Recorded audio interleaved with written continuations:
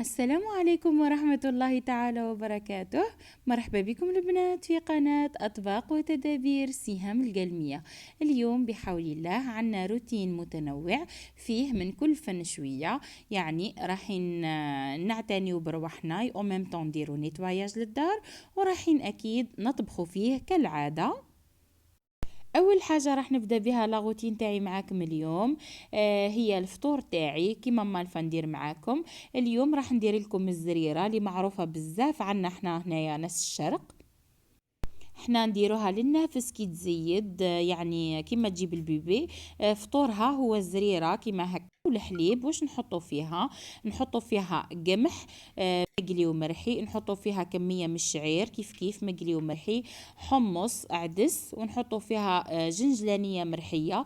كاين اللي يحط فيها الخروب على حسب المنطقه، وكل واحد واش يحب يحط فيها. هنا نحط زبده تاعي تذوب، بعد ما تذوب الزبده تاعي نجبدها من النار، نضيف عليها كميه من العسل، ونضيف فيها شويه حليب ولا شويه قهوه على حسب الرغبه، كل واحد كيفاش يديرها. ونحط فيها كميه من الروينه اللي كنت كلمت لكم عليها بهذه الطريقه. فوالا هنايا تزيدوا لها كميه الروينه على حساب الخليط تاعكم. انا ما نحبهاش تكون يابسه بزاف وما نحبهاش تكون بزاف جاريه، وديما راني هنا مطفيه النار، راني جوست حاطه برك هنا باش نصور لكم. يعني تجي بنينه بزاف او ميم طون مليحه هيك مره على مره العبد يبدل الفطور. وهاي الزريره تاعنا واجده، كنت فرغتها هنايا في البول. احنا جينيرالمون نحطوها في ديزاسيات بلات، نزيدوا عليها كميه من العسل من الفوق، وتحطوا لها واش تحبوا، جنجلانيه ولا لوز ولا كاوكاو واش عندكم انتم. فوالا هنايا راني بديت نفطر، هذا هو شكل الزريره تاعي. شهيتكم بالصحه والهنا ان شاء الله.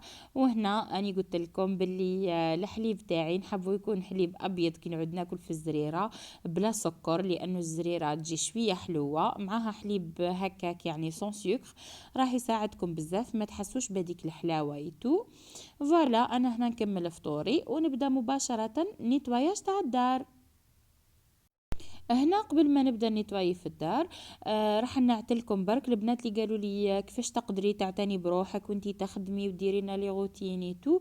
فوالا انا هنا كي نعود دكا نخدم ديما نبروفيتي نعمل حويجه كيما راكم بعد ما عملت هذاك الماسك تاع لي بوان نوار اللي شفتوه معايا.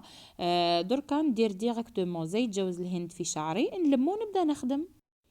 بعد ما عملت الويل دو كوكو في شعري ولميته، باش نبدا مباشرة نتواي في الدار. قبل ما نبدا كما عودتكم يعني وعلى بالكم، نرجع مباشرة القرآن نزيد له في الصون، ونبدا نخدم في خدمتي بشكل عادي جدا. فوالا هنايا جبت البيدون تاعي حاشاكم النشافه، بديت راح نمسح. هنا درت لكم جوست لقطات برك، يعني على بالي بلي تكرهوا كي تعود لا فيديو طويله. عادة ما تقولوا لي ديري لنا هذا النوع من لي روتين لانهم يحمسوكم ويشجعوكم باش تنوضوا نتوما تاني تخدموا الخدمه تاع الدار. نتمنى اني صح قاعده نفيدكم، و او ميم طون لو كان عندكم اقتراحات والله خليوها لي ديما في لي كومونتير. هنا اونتر طون جيت نحيت لو ماسك تاعي كيما راكم تلاحظوا. هنا يعني كان راح لي واحد المقطع كنت شاركت معكم فيه لا كريم هيدراتونت اللي نديرها بعد ما نكمل لو ماسك. اون تولي كان نعتها لكم قبل في لي برودوي كوسميتيك تاعي. لا كريم هذيك تاع لوريال مليحه بزاف، والله اي كريم مرطب كان عندك لازم تديروه. وجيت مباشرة باش بديت بدلت لاوس ولي دغا ولي زوغيي تاعي. نحيت يعني اللي كانوا محطوطين ديجا وحطيته حايد مضاف جدد كيما راكم تلاحظوا. هذه المرحلة يا البنات راهي مهمة بزاف، ماشي زعما تخليو حتى يوسخوا لي دغا تاعكم ولا حاجة، او كونترير تنحيو منهم لي زاكاريان، لازم تهويو المضربة تاعكم. حتى ولو كان ما عندكمش الوقت وكنتوا عاملات لازم تهويو لا شومبر تاعكم والسرير او موا نص ساعه. انتقلت مباشرة بديت نمسح في الغبرة، مسحت الغبرة تاع السرير وتاع الجاردروب، ومن بعد شاركتكم هنايا في الغبرة تاع لاكوافوز مسحتها كاملة.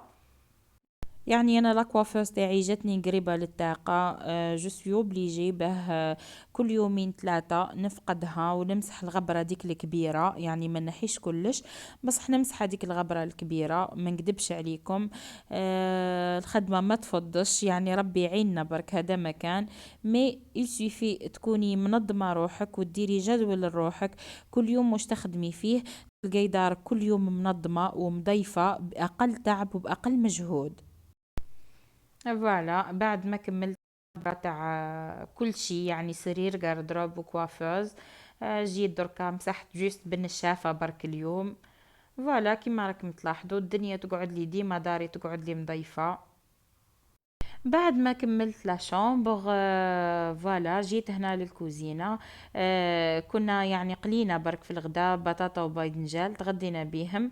هاك تشوفوا لا كويزينيير كاملة معمرة بالزيت. هاني جيت بديت قاعدة نغسل فيها بالشكل هذا كما تعودتوا معايا. ندير ديما داك البرودوي تاع جيف هذاك، نمسحها نروح ندوش نروبوزي شويه ونجي نعاود نبدا نطيب في العشاء تاعي معاكم. بالنسبة للعشاء، أنا درت تليتلي لأنه هذا اليوم تاع الروتين كنت صورته لكم نهار أول محرم. كنت حطيت هنا الزيت وحطيت اللحم باش يتقلى.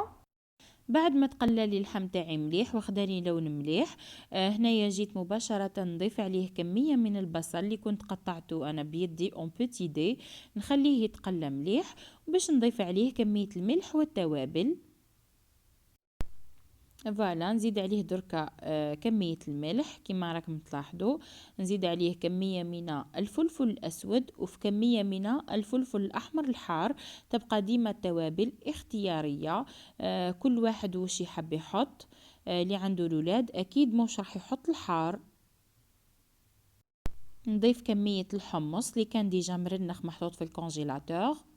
وديما بعد ما نضيفوا الحمص ونخليوه يتقلى شويه باه نضيف كميه الطماطم باه الحمص تاعكم ما ياخدش وقت في الطياب ويجيكم بنين. هنا طماطم حب كنت استعملت حبه كبيره. نزيدوا عليه كميه من الطماطم المصبره.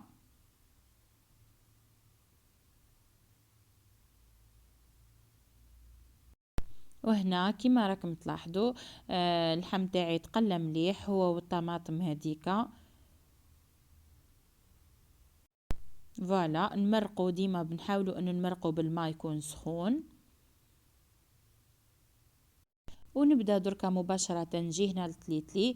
انا استعملت ليتلي نوعية رقيقة لانه من بعد كي يتشرب ويتجمر يولي يعني شوية خشين. حطيت هنا كمية 250 جرام تكفي شخصين. نحط لها شوية ماء ونزلقها كيما الكسكسي. هنا كما راكم تلاحظوا تليتلي تاعي تشرب كميه مليحه من الماء. نضيف له كميه من الزيت باش كي نفورو من بعد ما يلصقش معايا. نزلقو مليح ونحطه في الكسكاس باش نحطه يفور مباشره. كي نشوفوه فار مليح لازم نخليوه يفور، يعني مش كيما الكسكسي جوست نشوفوا الفار خرج منها نحيوها. لا التليتلي نخليوه يطول شويه في التفوار باش يجينا طري.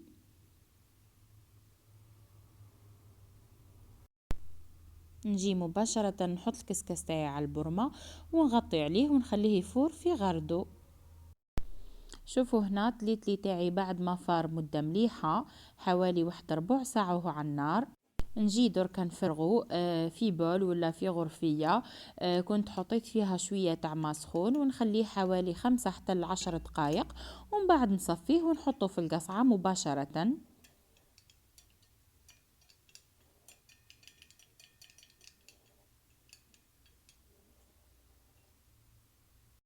هنا نجي نحط قرن فلفل حار في البرمة تاعي بعد ما كنت غسلته اكيد باش يمد لي شويه تحرور. ومن بعد هاو تليتلي تاعي بعد ما كان صفيته بالماء شوفوا كيفاش تكبار الحبه تاعو. زدت له شويه تاع زيت بالشكل هذا. ونزيدوا له ايضا كميه من الملح باش ما يجيوناش لي بات تاعنا صامتين. ونجي نزلقو كي العاده شويه شويه كيما الكسكسي. ونعاود نحطه في الكسكاس باش نحاول نحطه يفور فوق، يعني فوق البرمه تاعي. كاينه الطريقه دي كما كاينه الطريقه الاخرى، يعني هذه طريقه تتليتلي اكسبريس ليه يعني ما ياخدش معاكم وقت. بس اللي تحب دير الطريقه الاخرى ما عليها غير تبقى تفور وتسقي فيه شويه بالوجه تاع البرمه كما انا عدتلكم في الدويده. ولا تقدر مام تبقى ترش فيه بشويه برك بالماء، لكن شافت لاصوص تاعها ما تجيش يعني بزاف، وتعاود تفور. انا هنايا بالطريقه دي نفورو المره الاولى نحطو كيما كاك في الماء سخون، نصفيه نعاود نفورو المره الثانيه، من بعد نجمرو مباشره كيما راكم تلاحظوا. وهنا كيما راكم تلاحظوا هاي البرمه نشفت معايا واللحم تاع بوسي. دركا نجي نصفي البرمه تاعي ونجمر تليتلي. فوالا هنا بعد ما صفيت البرمه هاني حطيت تليتلي، نشعلو النار نقصلو عليها ونغطيه ونخليه يتجمر. فوالا هاو تليتلي تاعي هنا نطفي عليه مباشرة. فوالا البنات هنايا هاو تليتلي تاعي في صحن التقديم. نتمنى تكون عجبتكم الطريقة تاعي في تحضير هذا الطبق التقليدي، يعني جبنين عسل وفرات. جربوه برك اكيد راح تعجبكم الطريقة تاعي. ولا كان عجبكم الفيديو تاع نهار اليوم ما تنساوش تشجيعي باكبر عدد من اللايكات والاشتراك في القناة. اتهلاو في رواحكم ومع السلامة.